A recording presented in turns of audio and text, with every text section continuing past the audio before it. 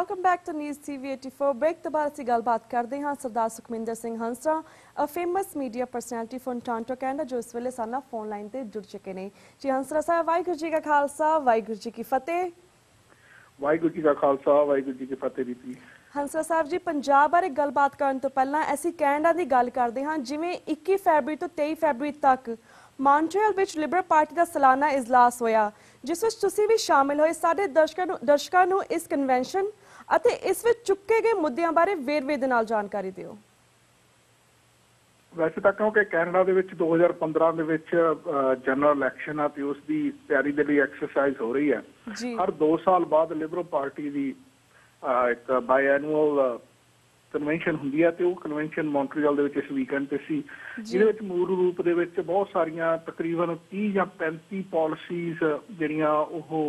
Liberal party ਨੇ ਪਹਿਲਾਂ ਤਾਂ ਡਿਸਕਸ ਕੀਤੀਆਂ ਪੈਨਲਸ ਦੇ ਥਰੂ ਤੇ ਉਸ ਤੋਂ ਬਾਅਦ ਉਹਨਾਂ ਦੇ ਉੱਤੇ ਵੋਟਿੰਗ ਕੀਤੀ ਹਾਂਜੀ ਇਸ ਤੋਂ ਇਲਾਵਾ ਤਕਰੀਬਨ ਐਗਜ਼ੈਕਟਿਵ ਨਵੀਂ ਚੁਣੀ ਜਾਣੀ ਸੀ ਪਰ ਬਹੁਤ ਸਾਰੀ ਐਗਜ਼ੈਕਟਿਵ ਆ ਜਿਹੜੀ ਉਹਦੀਆਂ ਪੋਜੀਸ਼ਨਾਂ ਅਕਲੇਮਡ ਹੀ ਹੋ ਗਈਆਂ ਕਿਉਂਕਿ ਜਿਸ ਤਰ੍ਹਾਂ ਮੈਂ ਕਿਹਾ ਹੈ ਕਿ ਇਹ ਕਨਵੈਨਸ਼ਨ ਜਿਹੜੀ ਹੈ ਬੇਸਿਕਲੀ ਫੀਲ ਗੁੱਡ ਕਨਵੈਨਸ਼ਨ ਸੀਗੀ ਤਾਂ ਕਿ ਲਿਬਰਲ ਪਾਰਟੀ ਜਿਹੜੀ ਪਿਛਲੇ ਇਲੈਕਸ਼ਨਾਂ ਦੇ ਵਿੱਚ ਬੜੀ ਬੁਰੀ ਤਰ੍ਹਾਂ ਹਾਰੀ ਸੀਗੀ ਜਿਹੜੀ ਕਿ ਗਵਰਨਿੰਗ ਪਾਰਟੀ ਤੋਂ ਸਿਰਫ 34 ਸੀਟਾਂ ਤੇ ਆ ਕੇ ਲਿਮਿਟ ਹੋ ਗਈ ਸੀਗੀ ਜੀ ਤੇ ਈਵਨ ਥਰਡ ਪਾਰਟੀ ਬਣ ਕੇ ਰਹਿ ਗਈ ਸੀਗੀ ਕਿ ਉਹਨਾਂ ਦੇ ਕੋਲ ਵਿਰੋਧੀ ਧਿਰ ਦਾ ਵੀ ਸਟੇਟਸ ਨਹੀਂ ਸੀ ਰਿਹਾ ਸੋ ਇਸ ਕਰਕੇ ਬਹੁਤ ਸਾਰੇ ਲਿਬਰਲ ਮੈਂਬਰ ਜਿਹੜੇ ਅਕ੍ਰੋਸ ਕੈਨੇਡਾ ਸੀਗੇ ਉਹ ਫੀਲ ਕਰ ਰਹੇ ਸੀ ਕਿ ਅਸੀਂ ਲੋਕਾਂ ਨੂੰ ਡਿਸਕਨੈਕਟ ਹੋਏ ਆ ਉਹਨਾਂ ਨੂੰ ਕਨੈਕਟ ਕਰਨ ਦੀ ਖਾਤਰ ਯੰਗ ਲਿਬਰਲ ਆਗੂ ਵੀ ਲੈ ਕੇ ਆਂਦਾ ਲਿਬਰਲ ਦਾ ਜਸਟਿਨ ਟਰੂਡੋ ਆ ਜਿਹੜਾ ਉਹ ਨਵਾਂ ਆਗੂ ਬਣਿਆ ਹਾਂਜੀ ਤੇ ਉਹਦੀ ਹੀ ਅਗਵਾਈ ਦੇ ਹੇਠ ਇਹ ਆਲਮੋਸਟ ਪਹਿਲੀ ਬਾਇਐਨੂਅਲ ਸੀਗੀ ਉਹਦੇ ਉੱਤੇ ਜਿਹੜੀ ਰੀਤੀ ਸਭ ਤੋਂ ਵੱਡਾ ਤੇ ਅਹਿਮ ਫੈਸਲਾ ਇਸ ਕਨਵੈਨਸ਼ਨ ਨੇ ਕੀਤਾ ਉਹ ਕੈਨੇਡਾ ਦੇ ਵਿੱਚ ਇੱਕ ਲੰਬੇ ਸਮੇਂ ਤੋਂ ਚਰਚਾ ਛਿੜੀ ਜਾ ਰਹੀ ਹੈ ਕਿ ਜਿਹੜੇ ਲੋਕ ਬਹੁਤ ਜ਼ਿਆਦਾ ਬਿਮਾਰ ਨੇ ਜਿਨ੍ਹਾਂ ਦੇ ਠੀਕ ਹੋਣ ਦੇ ਕੋਈ ਚਾਂਸਸ ਨਹੀਂ ਹਨ ਅਤੇ ਬੜੀ ਤਕਲੀਫ ਦੇ ਵਿੱਚ ਹੁੰਦੇ ਨੇ ਤੇ ਡਾਕਟਰਸ ਦੀ ਵੀ ਉਹਨਾਂ ਦੇ ਬਾਰੇ ਇਹੀ ਰਾਏ ਹੁੰਦੀ ਹੈ ਕਿ ਚਲੋ ਜਿੰਨੀ ਜਲਦੀ ਇਹਨਾਂ ਨੂੰ ਪਰਮਾਤਮਾ ਚੱਕ ਲਵੇ ਚੰਗੀ ਗੱਲ ਹੈ ਇਹਨਾਂ ਦਾ ਕੋਈ ਇਲਾਜ ਨਹੀਂ ਹੈ ਅਗਰ ਉਹ ਚਾਹਣ ਤਾਂ ਫਿਰ ਉਹ ਮੈਡੀਕਲੀ ਅਸਿਸਟਡ ਆਪਣੀ ਜਿਹੜੀ ਲਾਈਫ ਆ ਉਹਨੂੰ ਐਂਡ ਕਰ ਸਕਦੇ ਹੁਣ ਰਾਈਟ ਟੂ ਡੈਥ ਜਿਹਨੂੰ ਬੇਸਿਕਲੀ ਕਿਹਾ ਜਾਂਦਾ ਸੋ ਲਿਬਰਲ ਪਾਰਟੀ ਨੇ ਹੁਣ ਤੱਕ ਇਹਨੂੰ ਕੈਨੇਡਾ ਦੇ ਵਿੱਚ ਕ੍ਰਿਮੀਨਲ ਐਕਟ ਕਿਹਾ ਜਾਂਦਾ ਕਿ ਕੋਈ ਬੰਦਾ ਇਸ ਤਰ੍ਹਾਂ ਨਹੀਂ ਕਰ ਸਕਦਾ ਪਰ ਲਿਬਰਲ ਪਾਰਟੀ ਨੇ ਇਹ ਮਤਾ ਅਡਾਪਟ ਕਰ ਲਿਆ ਕਿ ਅਗਰ ਇਹਨਾਂ ਦੀ ਸਰਕਾਰ ਬਣਦੀ ਆ ਤਾਂ ਇਸ ਮੈਡੀਕਲੀ ਅਸਿਸਟਡ ਸੁਸਾਈਡ ਨੂੰ ਲਿਬਰਲ ਪਾਰਟੀ ਜਿਹੜੀ ਉਹ ਡੀਕ੍ਰਿਮੀਨਲਾਈਜ਼ ਕਰੇਗੀ ਜੀ ਜੀ ਇਹ ਇੱਕ ਬਹੁਤ ਵੱਡਾ ਮੂਵ ਸੀ ਇੱਕ ਹਿਸਟੋਰੀਕਲ ਮੂਵ ਹੋਰ ਪਿਛਲੇ ਦਿਨ ਹੀ ਹੋਇਆ ਸੀ ਕੈਨੇਡਾ ਦੇ ਵਿੱਚ ਜਿੱਥੇ ਮੈਂਬਰ ਪਾਰਲੀਮੈਂਟ ਨੇ ਉੱਥੇ ਇੱਕ ਅਪਰ ਹਾਊਸ ਆ ਜਿਹਨੂੰ ਅਸੀਂ ਸੈਨੇਟਰਸ ਕਹਿੰਦੇ ਆ ਸੈਨੇਟ ਹਾਊਸ ਕਹਿੰਦੇ ਆ ਸੈਨੇਟ ਹਾਊਸ ਆ ਜਿਹੜਾ ਉਹਦੇ ਵਿੱਚ ਅਪਾਇੰਟਮੈਂਟਸ ਹੁੰਦੀਆਂ ਪੋਲੀਟੀਕਲ ਅਪਾਇੰਟਮੈਂਟਸ ਹੁੰਦੀਆਂ ਤੇ ਲਾਈਫ ਲੌਂਗ ਅਪਾਇੰਟਮੈਂਟਸ ਰਹਿੰਦੀਆਂ ਤੇ ਉਹ ਮੋਸਟ ਕੈਨੇਡੀਅਨਸ ਇਹੀ ਸੋਚਦੇ ਸੀ ਕਿ ਉਹ ਵੇਸਟ ਆ ਕਿਸਮ ਦਾ ਉਹਦਾ ਕੋਈ ਬੜਾ ਫਾਇਦਾ ਨਹੀਂ ਹੈ ਪਾਰਟੀਆਂ ਸਿਰਫ ਆਪਣੇ ਜਿਹੜੇ ਰਿਟਾਇਰਡ ਮੈਂਬਰ ਹੁੰਦੇ ਆ ਉਹਨਾਂ ਨੂੰ ਪਲਮ ਜੌਬਾਂ ਦੇ ਦਿੰਦੀ ਆ ਤੇ ਉਹ ਆਰਾਮ ਨਾਲ ਬੈਠੇ ਰਹਿੰਦੇ ਆ ਲਿਬਰਲ ਪਾਰਟੀ ਦੇ ਇਸ ਨੌਜਵਾਨ ਆਗੂ ਨੇ ਕੀ ਕੀਤਾ ਇਹਨਾਂ ਨੇ ਜਿੰਨੇ ਲਿਬਰਲ ਦੇ ਸੈਨੇਟਰ ਸੀਗੇ ਉਹਨਾਂ ਨੂੰ ਉਹਨਾਂ ਦਾ ਜਿਹੜਾ ਕਾਕਸ ਸੀ ਲਿਬਰਲ ਕਾਕਸ ਉਹਦੇ ਵਿੱਚੋਂ ਕੱਢ ਦਿੱਤਾ ਸੈਨੇਟ ਦਾ ਕਾਕਸ ਹੀ ਖਤਮ ਕਰ ਦਿੱਤਾ ਕਿ ਅੱਜ ਤੋਂ ਬਾਅਦ ਕੋਈ ਲਿਬਰਲ ਦਾ ਸੈਨੇਟਰ ਹੋਏਗਾ ਹੀ ਨਹੀਂ ਜੀ ਸੋ ਇਹ ਬਹੁਤ ਵੱਡਾ ਉਹਨਾਂ ਨੇ ਕੰਮ ਕੀਤਾ ਤੇ ਇਸ ਕਨਵੈਨਸ਼ਨ ਨੇ ਉਹਦੇ ਉੱਤੇ ਮੋਹਰ ਲਾਈ ਕਿ ਸਾਡੇ ਲੀਡਰ ਨੇ ਜਿਹੜੀ ਇਹ ਬੜੀ ਵਧੀਆ ਗੱਲ ਕੀਤੀ ਹੈ ਜਿਸ ਤਰ੍ਹਾਂ ਮੈਂ ਕਿਹਾ ਵੀ ਇਹ ਫੀਲ ਗੁੱਡ ਕਨਵੈਨਸ਼ਨ ਸੀਗੀ ਇਹਦੇ ਉੱਤੇ ਬੜੇ ਵਧੀਆ ਮਾਹੌਲ ਦੇ ਵਿੱਚ ਲਿਬਰਲਸ ਇੱਕ ਦੂਜੇ ਨੂੰ ਮਿਲ ਰਹੀ ਸੀ ਅਤੇ 2015 ਦੇ ਲਈ ਜਿਵੇਂ ਉਹ ਫੌਜੀ ਐਕਸਰਸਾਈਜ਼ ਕਰਦੇ ਹੁੰਦੇ ਆ ਬੇਸਿਕਲੀ ਇਹਨੂੰ ਐਕਸਰਸਾਈਜ਼ ਹੀ ਕਿਹਾ ਜਾ ਸਕਦਾ ਹੈ ਕਿ 2015 ਦੇ ਵਿੱਚ ਲਿਬਰਲ ਆਪਣੀ ਸਰਕਾਰ ਬਣਾਉਣ ਦੀ ਖਾਤਰ ਇੱਥੋਂ ਕਾਫੀ ਐਨਰਜਾਈਜ਼ ਹੋ ਕੇ ਨਿਕਲਿਆ ਜੀ ਤੇ ਹੰਸਰਾ ਸਾਹਿਬ ਜੀ ਹੁਣ ਅਸੀਂ 23 ਫਰਵਰੀ ਨੂੰ ਜਗਰਾਵਾਂ ਹੋਈ ਨਰਿੰਦਰ ਮੋਦੀ ਦੀ ਰੈਲੀ ਦੀ ਗੱਲ ਕਰਦੇ ਹਾਂ ਇਸ ਰੈਲੀ ਬਾਰੇ ਤੁਸੀਂ ਕੀ ਕਹਿਣਾ ਚਾਹੋਗੇ ਇਹ ਅਨਫੋਰਚੂਨੇਟ ਆ ਕਿ ਚਲੋ ਨਰਿੰਦਰ ਮੋਦੀ ਨੇ ਤਾਂ ਜੇਕਰ ਪ੍ਰਧਾਨ ਮੰਤਰੀ ਬਣਨ ਦੀ ਕੋਸ਼ਿਸ਼ ਕਰਨੀ ਹੈ ਤਾਂ ਉਹਦਾ ਸ਼ਾਇਦ ਅਧਿਕਾਰ ਹੋ ਸਕਦਾ ਹੈ ਪਰ ਜਿਸ ਕਦਰ ਸਾਡੀ ਪੰਜਾਬ ਦੀ ਸਰਕਾਰ ਨੇ ਉਸ ਨੂੰ ਇੰਡੋਰਸ ਕੀਤਾ ਹੋਇਆ ਉਹਨੂੰ ਪ੍ਰਾਹੁਣਿਆਂ ਵਰਗਾ ਉਹਦਾ ਸਵਾਗਤ ਕੀਤਾ ਪੰਜਾਬ ਦੇ ਵਿੱਚ ਇਹ ਮੈਨੂੰ ਲੱਗਦਾ ਹੈ ਕਿ ਪੰਜਾਬ ਦੇ ਇਤਿਹਾਸ ਦੇ ਵਿੱਚ ਇੱਕ ਹੋਰ ਬਹੁਤ ਵੱਡਾ ਕਾਲਾ ਚੈਪਟਰ ਲਿਖਿਆ ਗਿਆ ਜੇ ਅਸੀਂ ਇਹ ਸੋਚ ਲਈਏ ਕਿ ਨਰਿੰਦਰ ਮੋਦੀ ਦੀ ਆਪਣੀ ਸ਼ਖਸੀਅਤ ਕੀ ਆ ਤਾਂ ਕਿਸੇ ਮੁਸਲਮਾਨ ਨੂੰ ਜਾ ਕੇ ਪੁੱਛੋ ਕਿ ਉਹਦੇ ਦਿਲ ਤੇ ਕੀ ਬੀਤਦੀ ਆ ਜਿਸ ਤਰ੍ਹਾਂ ਅਗਰ ਇੰਦਰਾ ਗਾਂਧੀ ਦੇ 1984 ਦੇ ਕਾਰਨਾਮੇ ਦੀ ਗੱਲ ਪੁੱਛਣੀ ਹੋਵੇ ਤਾਂ ਕਿਸੇ ਵਿਅਕਤੀ ਸਧਾਰਨ ਸਿੱਖ ਨੂੰ ਜਾ ਕੇ ਪੁੱਛੋ ਕਿ ਤੂੰ 1984 ਵਿੱਚ ਕਿਸ ਤਰ੍ਹਾਂ ਮਹਿਸੂਸ ਕਰ ਰਿਹਾ ਸੀ। ਜਿਸ ਇਨਸਾਨ ਦਾ ਬੈਗੇਜ ਇੰਨਾ ਭੈੜਾ ਹੋਏ ਕਿ ਉਸਨੇ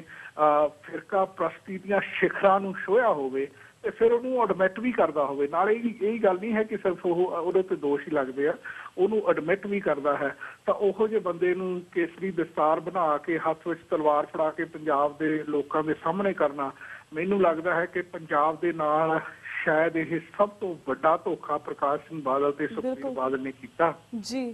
ਪਰ ਪੰਜਾਬ ਦੇ ਲੋਕ ਮੈਨੂੰ ਕਿਸੇ ਨਾ ਕਿਸੇ ਪੱਖੋਂ ਹੁਣ ਜਾਗੇ ਲੱਗਦੇ ਨੇ, ਕਿਉਂਕਿ ਤੁਸੀਂ ਪਹਾੜੇ ਦੇ ਟੱਟੂ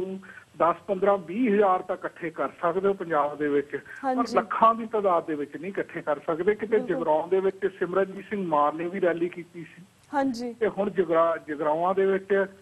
ਇਹ ਵੀ ਰੈਲੀ ਹੋਈ ਹੈ ਜਿਹਨੂੰ ਨਰਿੰਦਰ ਮੋਦੀ ਦੀ ਫਤਿਹ ਰੈਲੀ ਕਹੀ ਜਾਂਦੀ ਹੈ, ਜਿਹਨੂੰ ਬੋਲੇ ਸੋ ਨਿਹਾਲ ਦੇ ਵਿੱਚੋਂ ਨਿਹਾਲ ਲਫ਼ਜ਼ ਹੀ ਭੁੱਲ ਗਿਆ ਹੋਵੇ, ਜਿਹਨੂੰ ਫਤਿਹ ਦਾ ਮਤਲਬ ਹੀ ਨਾ ਪਤਾ ਹੋਵੇ, ਜਿੱਥੇ ਕੁਰਸੀਆਂ ਪੰਡਾਲ ਵੱਡੇ ਵੱਡੇ ਖਾਲੀ ਪਏ ਹੁਣ ਫਿਰ ਵੀ ਆਪਣੇ ਪੇਡ ਮੀਡੀਏ ਦੇ ਰਾਹੀਂ ਇਹਦੇ ਵਿੱਚ ਲੱਖ ਸਵਾ ਲੱਖ ਲੋਕਾਂ ਦੇ ਇਕੱਠ ਨੂੰ ਦੱਸਣ ਦੀ ਕੋਸ਼ਿਸ਼ ਕੀਤੀ ਗਈ, ਜਦੋਂ ਕਿ ਚਸ਼ਮਦੀਦ ਗਵਾਹ ਕਹਿੰਦਾ ਕਿ 40-50 ਹਜ਼ਾਰ ਤੋਂ ਵੱਧ ਉੱਥੇ ਇਕੱਠ ਹੈ ਨਹੀਂ ਸੀਗਾ। ਉਹ ਵੀ ਸਾਰੇ ਪੰਜਾਬ ਦੀ ਸਰਕਾਰੀ ਮਸ਼ੀਨਰੀ ਇਸਤੇਮਾਲ ਕਰਕੇ ਇੰਨਾ ਸਾਰੇ ਪੰਜਾਬ ਤੋਂ ਇਕੱਠਾ ਕਰਨਾ, ਮੈਨੂੰ ਲੱਗਦਾ ਹੈ ਕਿ ਇਹ ਤਾਂ ਨਹੀਂ ਮੈਨੂੰ ਪਤਾ ਵੀ ਭਾਰਤ ਦਾ ਪ੍ਰਧਾਨ ਮੰਤਰੀ ਕਿਤੇ ਨਰਿੰਦਰ ਮੋਦੀ ਬਣੂਗਾ ਜਾਂ ਨਹੀਂ ਬਣੂਗਾ, ਮੈਂ ਭਾਰਤ ਦੀ ਸਿਆਸਤ ਦੇ ਉੱਤੇ ਏਡਾ ਵੱਡਾ ਐਕਸਪਰਟ ਤਾਂ ਨਹੀਂ ਹੈਗਾ, ਪਰ ਇਹ ਮੈਨੂੰ ਜ਼ਰੂਰ ਲੱਗਦਾ ਹੈ ਕਿ ਭਾਰਤ ਦਾ ਇਤਿਹਾਸ ਪਹਿਲਾਂ ਹੀ ਬਹੁਤ ਬਦਤਰ ਆ, ਪਹਿਲਾਂ ਹੀ ਬਹੁਤ ਕਾਲਾ, ਪਹਿਲਾਂ ਹੀ ਬਹੁਤ ਇਸ ਦੇ ਵਿੱਚ ਇਹੋ ਜਿਹੀਆਂ ਬੇਹੁਰਮਤੀਆਂ ਹੋ ਚੁੱਕੀਆਂ ਨੇ, ਜਿਹਨੂੰ ਆਉਂਦੇ 10, 15, 20 ਸਾਲ ਦੇ ਵਿੱਚ ਜੇ ਕੋਈ ਬੜੀ ਚੰਗੀ ਗਵਰਨਮੈਂਟ ਵੀ ਆ ਜਾਵੇ ਉਹ ਤੋਂ ਵੀ ਇਹ ਦਾਗ ਧੋ ਹੋਣੇ, ਪਰ ਜਿੰਨਾ ਕਲੰਕਤ ਨਰਿੰਦਰ ਮੋਦੀ ਕਰ ਜਾਵੇਗਾ ਉਹ ਮੈਨੂੰ ਲੱਗਦਾ ਹੈ ਕਿ ਦੁਨੀਆ ਦੇ ਇਤਿਹਾਸ ਦੇ ਵਿੱਚ ਉਹਦੀ ਕੋਈ ਝਲਕ ਮੁੜ ਕੇ ਨਹੀਂ ਮਿਲੇਗੀ, ਉਹਦੀ ਕੋਈ ਮਿਸਾਲ ਮੁੜ ਕੇ ਨਹੀਂ ਮਿਲੇਗੀ। ਜੀ ਬਿਲਕੁਲ। ਤੇ ਹੰਸਰਾਜ ਸਾਹਿਬ ਜੀ, ਇੱਕ ਹੋਰ ਕੇਸ ਸਾਹਮਣੇ ਆਇਆ, ਜਿਵੇਂ ਰਾਜੀਵ ਗਾਂਧੀ ਦੇ ਕਾਤਲਾਂ ਨੂੰ ਸੁਪਰੀਮ ਕੋਰਟ ਨੇ ਰਾਹਤ ਦਿੱਤੀ ਅਤੇ ਤਾਮਿਲਨਾਡੂ ਸਰਕਾਰ ਨੇ ਉਹਨਾਂ ਦੀ ਫੌਰਨ ਰਿਹਾਈ ਦਾ ਫੈਸਲਾ ਲਿਆ। ਸੈਂਟਰਲ ਸਰਕਾਰ ਤਾਮਿਲਨਾਡੂ ਸਰਕਾਰ ਦੇ ਫੈਸਲੇ ਦੇ ਖਿਲਾਫ ਸੁਪਰੀਮ ਕੋਰਟ ਵਿੱਚ ਗਈ, ਜਿਸ ਤੇ ਤਾਮਿਲਨਾਡੂ ਸਰਕਾਰ ਦੇ ਫੈਸਲੇ ਤੇ ਟੈਂਪਰੇਰੀ ਰੋਕ ਲਗਾ ਦਿੱਤੀ ਗਈ ਹੈ। ਤੁਸੀਂ ਇਸ ਸਮੁੱਚੇ ਕੇਸ ਨੂੰ ਕਿਸ ਸੰਦਰਭ ਵਿੱਚ ਵੇਖਦੇ ਹੋ, ਇਸ ਬਾਰੇ ਵੀ ਜਾਣਕਾਰੀ ਦਿਓ। ਵੈਸੇ ਤਾਂ ਮੈਨੂੰ ਇਹ ਸਮਝਣਾ ਕਿ ਮੈਨੂੰ ਨਹੀਂ ਲੱਗਦਾ ਕਿ ਹਿੰਦੁਸਤਾਨ ਦਾ ਜਿਹੜਾ ਪ੍ਰਸ਼ਾਸਨ ਆ ਜਾਂ ਸਿਸਟਮ ਆ ਉਹ ਕਦੇ ਵੀ ਕਿਸੇ ਘੱਟ ਗਿਣਤੀ ਵਿਅਕਤੀ ਨੂੰ ਬਖਸ਼ਣ ਦੇ ਰੌ ਦੇ ਵਿੱਚ ਰਿਹਾ ਹੈ, ਪਰ ਹਮੇਸ਼ਾ ਇਹਨਾਂ ਦੀ ਨਲਾਇਕੀ ਰਹੀ ਹੈ। ਜੇ ਅਗਰ ਇਹਨਾਂ ਦਾ ਵਸ ਚੱਲਦਾ ਹੁੰਦਾ ਤਾਂ ਇਹ ਦਵਿੰਦਰਪਾਲ ਸਿੰਘ ਭੁੱਲਰ ਹੋਰਾਂ ਨੂੰ ਵੀ ਹੁਣ ਤੱਕ ਫਾਂਸੀ ਦੇ ਚੁੱਕੇ ਹੁੰਦੇ, ਇਹ ਰਾਜਵਾੜਾ ਸਾਹਿਬ ਨੂੰ ਵੀ ਹੁਣ ਤੱਕ ਫਾਂਸੀ ਦੇ ਚੁੱਕੇ ਹੁੰਦੇ, ਸਾਡੇ ਇਹ ਨੌਜਵਾਨਾਂ ਨੂੰ ਵੀ ਇਹ ਫਾਂਸੀ ਦੇ ਚੁੱਕੇ ਹੁੰਦੇ ਤੇ ਉਹਨਾਂ ਲੋਕਾਂ ਨੂੰ ਵੀ ਫਾਂਸੀ। ਪਰ ਇਹਨਾਂ ਦੀਆਂ ਨਲਾਇਕੀਆਂ ਆਪਣੇ ਆਪ ਦੇ ਵਿੱਚ ਬਹੁਤ ਨੇ, ਕਿਉਂਕਿ ਇਹਨਾਂ ਨੇ ਬਹੁਤ ਸਾਰੀਆਂ ਆਪਣੀਆਂ ਜਿਹੜੀਆਂ ਮੁਸੀਬਤਾਂ ਨੇ ਉਹਨਾਂ ਦੇ ਵਿੱਚ ਉਲਝ ਕੇ ਨਲਾਇਕੀਆਂ ਕੀਤੀਆਂ ਨੇ, ਜਿਸ ਕਰਕੇ ਸੁਪਰੀਮ ਕੋਰਟ ਨੇ ਉਹਨਾਂ ਦੀ ਉਮਰ ਕੈਦ ਦੇ ਵਿੱਚ ਤਬਦੀਲ ਕੀਤਾ ਹੈ। ਸਰਕਾਰ ਤਾਂ ਇਹਦੇ ਸਾਰੇ ਕਾਸੇ ਦੇ ਵਿੱਚ ਪਹਿਲਾਂ ਹੀ ਤਰੱਕੀ ਦੇ ਵਿੱਚ ਫਸੀ ਹੋਈ ਹੈ, ਹੁਣ ਮੈਨੂੰ ਲੱਗਦਾ ਹੈ ਕਿ ਹੋਰ ਤਰੱਕੀ ਵਿੱਚ ਫਸ ਗਈ। ਆਉਣ ਵਾਲੇ ਸਮੇਂ 'ਚ ਅਸੀਂ ਦੇਖਾਂਗੇ ਕਿ ਕੇਸ ਕਿੱਧਰ ਨੂੰ ਜਾ ਰਿਹਾ ਹੈ, ਪਰ ਸਾਨੂੰ ਇੰਨੀ ਕੁ ਜ਼ਰੂਰ ਆਸ ਵੱਝੀ ਆ ਕਿ ਦਵਿੰਦਰਪਾਲ ਸਿੰਘ ਭੁੱਲਰ ਜਿਹੜੇ ਉਹਨਾਂ ਦੀ ਜਿਹੜੀ ਫਾਂਸੀ ਆ ਉਹ ਉਮਰ ਕੈਦ ਦੇ ਵਿੱਚ ਹੁਣ ਤਬਦੀਲ ਹੋ ਜਾਏਗੀ। ਜੀ ਬਿਲਕੁਲ ਬਿਲਕੁਲ। ਤੇ ਹੰਸਰਾਜ ਸਾਹਿਬ, ਜਿਵੇਂ ਅੰਮ੍ਰਿਤਸਰ ਦੇ ਵਿੱਚ ਬਾਦਲ ਪੁਲਿਸ ਦੇ ਗੁੰਡਿਆਂ ਨੇ ਲਾਠੀਚਾਰਜ ਕੀਤਾ ਕਿਸਾਨਾਂ ਦੇ ਉੱਪਰ, ਇਸ ਬਾਰੇ ਤੁਸੀਂ ਕੀ ਵਿਚਾਰ ਰੱਖਦੇ ਹੋ? ਇਹ ਕੋਈ ਪਹਿਲੀ ਵਾਰ ਨਹੀਂ ਹੈ ਜੀ, ਕਿਉਂਕਿ ਬਾਦਲ ਨੇ ਤਾਂ ਹਮੇਸ਼ਾ ਹੀ ਖਾਸ ਕਰਕੇ ਜਿਹੜਾ ਸੁਖਵੀਰ ਨੇ ਬਿਆਨ ਦਿੱਤਾ ਹੈ ਉੱਥੋਂ ਉਹਨਾਂ ਦੀ ਜਿਹੜੀ ਗੁੰਡਾਗਰਦੀ ਆ ਉਹਨਾਂ ਦੇ ਖੂਨ ਦੇ ਵਿੱਚ, ਉਹਨਾਂ ਦੇ ਰਗਾਂ ਦੇ ਵਿੱਚ ਵਸੀ ਹੋਈ ਹੈ। ਜਿਸ ਤਰ੍ਹਾਂ ਸੁਖਵੀਰ ਨੇ ਕਿਹਾ ਹੀ ਸੀਗਾ ਕਿ ਜੇ ਪੰਗੇ ਲੈਣਗੇ ਤਾਂ ਫਿਰ ਡੰਡੇ ਖਾਣਗੇ ਹੀ। ਹੁਣ ਜਿੰਨੇ ਪੰਗੇ ਆਪ ਸੁਖਵੀਰ ਲੈ ਰਿਹਾ ਹੈ ਤੇ ਇੱਕਦਮ ਫਿਰ ਮੈਂ ਇੱਕ ਤਾਂ ਨਹੀਂ ਲਫ਼ਜ਼ ਕਹਿਣਾ ਚਾਹੂੰਗਾ ਕਿ ਉਹ ਵੀ ਡੰਡਿਆਂ ਦਾ ਭਾਗੀਦਾਰ ਹੈ, ਪਰ ਇਹ ਉਹਦੇ ਆਪਣੇ ਬਿਆਨ ਦੇ ਅਨੁਸਾਰ ਤਾਂ ਫਿਰ ਐਸਾ ਹੀ ਲੱਗਦਾ ਹੈ। ਮੈਨੂੰ ਲੱਗਦਾ ਹੈ ਕਿ ਜਿਹੜੀ ਸਰਕਾਰ ਹੈ ਜਦੋਂ ਉਹ ਆਪਣੇ ਆਪ ਨੂੰ ਬੇਕਾਬੂ ਕਰਦੀ ਹੈ ਉਹ ਇਸੇ ਕਰਕੇ ਕਰਦੀ ਹੈ ਕਿਉਂਕਿ ਲੋਕਾਂ ਦੇ ਸਵਾਲਾਂ ਦੇ ਜਵਾਬ ਤਾਂ ਇਹਨਾਂ ਕੋਲ ਹੈ ਨਹੀਂ, ਲੋਕਾਂ ਦੇ ਨਾਲ ਕੀਤੇ ਜਾ ਰਹੇ ਧੱਕੇ ਇਹਨਾਂ ਦੇ ਕੋਲੇ ਉਹਦੀ ਕੋਈ ਰੈਮਡੀ ਹੈ ਨਹੀਂ, ਕਿਉਂਕਿ ਜੇ ਕਰਦੇ ਆ ਤਾਂ ਇਹਨਾਂ ਦਾ ਆਪਣਾ ਜੋ ਬਦਮਾਸ਼ ਤੰਤਰ ਹੈ ਉਹ ਗੁੱਸੇ ਹੁੰਦਾ ਹੈ। ਇਸ ਕਰਕੇ ਇਹ ਅਨਫੋਰਚੂਨੇਟ ਹੈ ਕਿ ਜਦੋਂ ਵੀ ਕਿਤੇ ਇਹਨਾਂ ਤੋਂ ਸਮੱਸਿਆ ਸੁਲਝਾਈ ਨਹੀਂ ਜਾਂਦੀ ਜਾਂ ਸਮੱਸਿਆ ਆਊਟ ਆਫ ਹੈਂਡ ਹੁੰਦੀ ਹੈ, ਫਿਰ ਇਹ ਪੁਲਿਸ ਦਾ ਡੰਡਾ ਇਸਤੇਮਾਲ ਕਰਦੇ ਨੇ ਤੇ ਲੋਕਾਂ ਨੂੰ ਕੁੱਟਦੇ ਨੇ। ਖਾਸ ਕਰਕੇ ਜਿਸ ਤਰ੍ਹਾਂ ਬਜ਼ੁਰਗਾਂ ਦੀਆਂ ਉੱਥੇ ਪੱਗਾਂ ਲੱਥੀਆਂ ਆਪਾਂ ਵੇਖੀਆਂ ਧਰਤੀਆਂ ਦੇ ਉੱਤੇ। ਇਹ ਲਾਹਨਤ ਇਹੋ ਜਿਹੀ ਸਰਕਾਰ ਨੂੰ ਜਿਹੜੀ ਆਪਣੇ ਆਪ ਨੂੰ ਪੰਥਕ ਜਾਂ ਸਿੱਖ ਸਰਕਾਰ ਕਹਾਉਂਦੀ ਹੋਵੇ ਤੇ ਇਹਦੀ ਸਰਕਾਰ ਦੇ ਰਾਜਕਾਲ ਦੇ ਵਿੱਚ ਅਨੇਕਾਂ ਵਾਰ ਸਾਡੇ ਬਜ਼ੁਰਗਾਂ ਨੂੰ ਇਹਨਾਂ ਨੇ ਛੱਲੀਆਂ ਵਾਂਗ ਕੁੱਟਿਆ ਹੋਵੇ। ਖੈਰ ਆਉਣ ਵਾਲੇ ਦਿਨਾਂ ਦੇ ਵਿੱਚ ਕਿਤੇ ਨਾ ਕਿਤੇ ਜਾ ਕੇ ਕਿਤੇ ਨਾ ਕਿਤੇ ਤਾਂ ਇਹੋ ਜਿਹੇ ਜਿਹੜੇ ਗੁੰਡਾ ਰਾਜ ਹੈ ਇਹਦਾ ਅੰਤ ਹੋਏਗਾ ਹੀ ਹੋਏਗਾ ਤੇ ਉਸ ਤੋਂ ਬਾਅਦ ਫਿਰ ਇਹਨਾਂ ਨੂੰ ਵੀ ਸਾਰੀਆਂ, ਹੁਣ ਅਸੀਂ ਯੂਕਰੇਨ ਦੇ ਵਿੱਚ ਵੇਖ ਹੀ ਰਹੇ ਨਾ ਕਿੱਦਾਂ ਭੱਜਿਆ ਬੰਦਾ। ਯੂਕਰੇਨ ਦਾ ਏਡਾ ਵੱਡਾ ਪ੍ਰੈਜ਼ੀਡੈਂਟ ਆ, ਉਹ ਮੁਲਕ ਛੱਡ ਕੇ ਭੱਜ ਗਿਆ। ਇਹਨਾਂ ਨੂੰ ਤਾਂ ਸੂਬਾ ਛੱਡ ਕੇ ਇੱਕ ਦਿਨ ਭੱਜਣਾ ਹੀ ਪਏਗਾ ਕਿਤੇ ਨਾ ਕਿਤੇ, ਪਤਾ ਨਹੀਂ ਕਿੱਥੇ ਜਾ ਕੇ ਲੁਕਣਗੇ ਇਹ, ਕਿਉਂਕਿ ਸਮੇਂ ਨੂੰ ਇਹਨਾਂ ਨੇ ਵੀ ਆਪਣਾ ਮੂੰਹ ਨਹੀਂ ਦਿਖਾ ਸਕਣਾ ਜਿੰਨੀਆਂ ਐਟਰੋਸਿਟੀ ਜਿੰਨੇ ਧੱਕੇ ਇਹਨਾਂ ਨੇ ਆਪਣੇ ਰਾਜਕਾਲ ਦੌਰਾਨ ਕੀਤੇ ਨੇ। ਬਿਲਕੁਲ ਬਿਲਕੁਲ। ਐਟ ਦੀ ਐਂਡ ਅਸੀਂ ਤੁਹਾਡੇ ਕੋਲ ਇਹ ਵੀ ਜਾਣਨਾ ਚਾਹਾਂਗੇ, ਜਿਸ ਤਰ੍ਹਾਂ ਆਮ ਆਦਮੀ ਪਾਰਟੀ 6 ਵੀਕ ਲਈ ਬੜੀ ਪਾਵਰ ਦੇ ਵਿੱਚ ਰਹੀ, ਇਹਨਾਂ ਦੀ ਕਾਰਗੁਜ਼ਾਰੀ ਬਾਰੇ ਤੁਸੀਂ ਕੀ ਵਿਚਾਰ ਰੱਖਦੇ ਹੋ? ਦੇਖੋ ਜੀ, ਪਹਿਲੀ ਵਾਰ ਹੋਇਆ ਹਿੰਦੁਸਤਾਨ ਦੇ ਇਤਿਹਾਸ ਦੇ ਵਿੱਚ ਕਿ ਜਿਹੜੇ ਲੋਕ ਘੱਟ ਗਿਣਤੀ ਲੋਕਾਂ ਨੂੰ ਆਪਸ ਵਿੱਚ ਲੜਾ ਕੇ ਨਜ਼ਾਰੇ ਵੇਖਦੇ ਸਨ, ਹੁਣ ਅਸੀਂ ਵੇਖ ਰਹੇ ਹਾਂ ਕਿ ਦਿੱਲੀ ਦੇ ਵਿੱਚ ਇਹ ਜਿਹੜਾ ਬ੍ਰਾਹਮਣਵਾਦੀ ਸੈਕਟ ਆ ਇਹ ਆਪਸ ਵਿੱਚ ਕਿਸ ਤਰ੍ਹਾਂ ਉਲਝਿਆ ਹੋਇਆ ਹੈ, ਇੱਕ ਦੂਜੇ ਦੇ ਗਲਾਂ ਨੂੰ ਪੈ ਰਿਹਾ ਹੈ। ਆਮ ਆਦਮੀ ਨੇ ਬੇਸਿਕਲੀ ਇਹਨਾਂ ਨੂੰ ਸ਼ੀਸ਼ਾ ਦਿਖਾਇਆ ਹੈ ਕਿ ਤੁਸੀਂ ਜੋ ਲੋਕਾਂ ਦੇ ਉੱਤੇ ਧੱਕੇ ਕਰ ਰਹੇ ਹੋ ਉਹ ਇੱਕਦਮ ਤੁਹਾਨੂੰ ਉਹਨਾਂ ਦਾ ਜਵਾਬ ਦੇਣਾ ਪਏਗਾ। ਜਿੱਥੋਂ ਤੱਕ ਜੇ